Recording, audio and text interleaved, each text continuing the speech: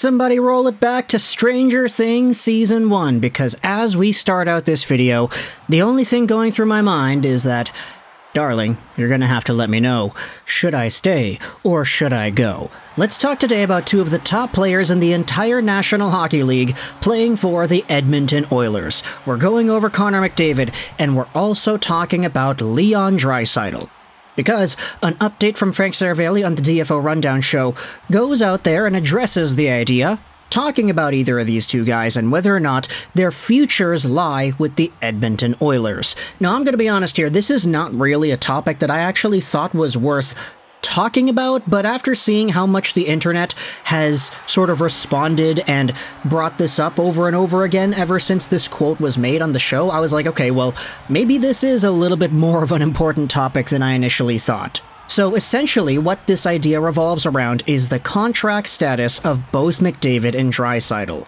McDavid expires in 2026, making $12.5 million a season. Draisaitl expires in 2025, making $8.5 a year. Long story short, both of these guys are on for a little bit, but 2025, 2026, that's not necessarily long term. We are approaching the 23-24 season. Leon Draisaitl is going to be eligible to sign an extension a year from now. Connor McDavid, 2 years from now. If you take a look at the expiration status, both of these players, Draisaitl and McDavid, will expire as UFAs. There's no more security here with these guys, assuming they finish the contracts without any sort of an extension. Because of this is where the idea has sort of popped up. Frank Seravalli goes out there on the DFO Rundown and talks about this sort of hypothetical scenario where one of McDavid or Draisaitl decides to leave. And he responds by saying, I think there's a 90% some chance that both McDavid and Draisaitl are Edmonton Oilers for a long, long time. He's talking with Jason Greger, as he usually does, on the DFO Rundown show, and they go out there and spitball off the top of the head. They're talking about how both of these guys have been really motivated to succeed. They've motivated each other, and it's difficult to find that type of a dynamic anywhere else. And because of just the status, how these guys are revered in Edmonton, how good they are, and how good they've been together, it's a lot more likely than unlikely, as Seravalli goes out there and says 90-some-odd% chance that you have a long-term extension with Draisaitl and McDavid both sticking around in Edmonton. Now, this isn't really a surprise, in my opinion at least. It shouldn't really be a surprise. I mean, everybody talks about all the other superstars leaving their teams. Steven Stamkos and the Tampa Bay Lightning, that was a huge deal back when it happened in 2016. Austin Matthews is the new guy in town that everybody's saying is going to go home to Arizona. You had some players like Patrick Kane, for example, go sort of closer to home. He went from Chicago to New York. That's not necessarily Buffalo where he's from, but it's close enough. But normally, when it comes to these top-of-the-line players in their primes at the time of their decisions, you rarely see them decide to go elsewhere. It's only really with extenuating circumstances that you see this sort of happen. I mean, John Tavares and the Toronto Maple Leafs was the biggest one that I feel actually went down the way everybody was speculating it to, but there was a lot of smoke in that firestorm before everything was finalized. So with this McDavid-Draisaitl thing, nobody's really talking about the ideas of them leaving seriously, right?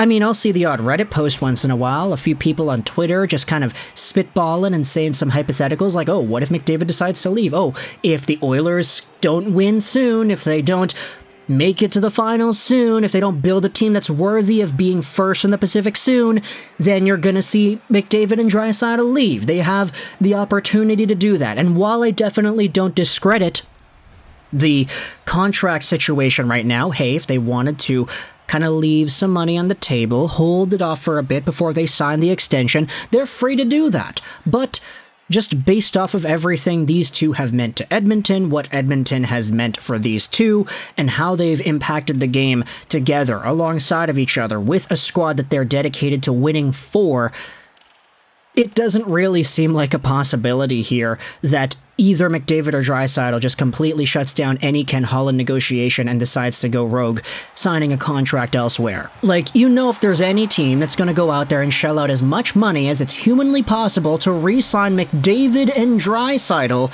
It's the Edmonton Oilers. They are going to pull the moon into Earth's stratosphere. They are going to move mountains, come hell or high water. The Oilers are going to free up cap space, and they are going to sign Connor McDavid and Leon Draisaitl to the contracts that they have very so rightfully earned because, I mean, look, if McDavid makes $15 million a year on his next contract, then that's not that bad. If Draisaitl goes out there and makes $13 million, that's not that bad. Sure, you're going to have to do some financial gymnastics to make everything work, but you have 2 years to get this done. Like, Draisaitl is eligible for an extension in 1 year, McDavid too. So there's some time here for the Oilers to buckle down, put all their chips in 23-24, build a team around these two while you still have the extra savings, and hopefully try to force yourself into a further territory of the playoffs. If that doesn't happen, then okay, well, you lose out on that chance, and it's probably going to be a lot harder to do that when McDavid and Draisaitl are making more money against your cap. But the fact is, they're going to be making more money against your cap, unless one of them straight up decides to leave, which doesn't really seem all too likely. You're just gonna have to live with it, and that's fine. Jason Gregor even goes out there on this same clip and says that Connor McDavid could become the highest scoring Edmonton Oiler of all time. And that's only a fact that we could consider because Wayne Gretzky spent a boatload of time elsewhere away from the Oilers, but still, the Edmonton Oilers have themselves the best player in the NHL. They've got another one of the top guys too, and all in all, Seravalli, the insider guy, is going out there and saying it's more than a 90% odd chance-ish that these guys are sticking around for a long, long time. You know it's going to be 8 years, right? Like, when McDavid expires, he's going to be, 29 years old? Draisaitl is going to be, what is he now, 27? So, also 29? Sure, they expire in different time frames, but you're going to be able to shell out 8-year extensions to these guys easily, and they're going to be on the books till 2033? Something like that? Yeah, it's going to be a long time. So let me know your thoughts in the comment section below. How do you feel about this entire idea even being brought up? The idea that the Oilers could lose out on McDavid and or Draisaitl in free agency sometime in the next few years? How much of a priority do you think it's going to have to be when these guys are eligible to sign their extensions? We don't have a long time till that occurs. I mean, a year is a year, yes, but a year is only a year, if you get what I mean. So once July 1st in 2024 hits, once July 1st in 2025 hits, how quickly do you think the Oilers are going to need to get this extension done? Do you think you go to the Nathan MacKinnon route? Do you just kind of up it a little bit? You give him 12.7 mil, 12.8? Do you up it up by a lot, like 15 mil-ish? Do you think about what Austin Matthews is going to inevitably get with the Toronto Maple Leafs? Does that impact this as well? Let me know your thoughts in the comment section below. How do you feel about the Oilers and their situation with Draisaitl and McDavid? How do you feel as well about Frank Seravalli saying on the show that it's more likely than not, 90% chance that they are sticking around in Edmonton? For me personally, I kind of just expected that. I didn't really think any sort of the contrary, but based off of social media's reaction, I decided it'd be worth it to actually make a video about it here on YouTube. So thoughts in the comment section either way. I hope you enjoyed this video. And bye.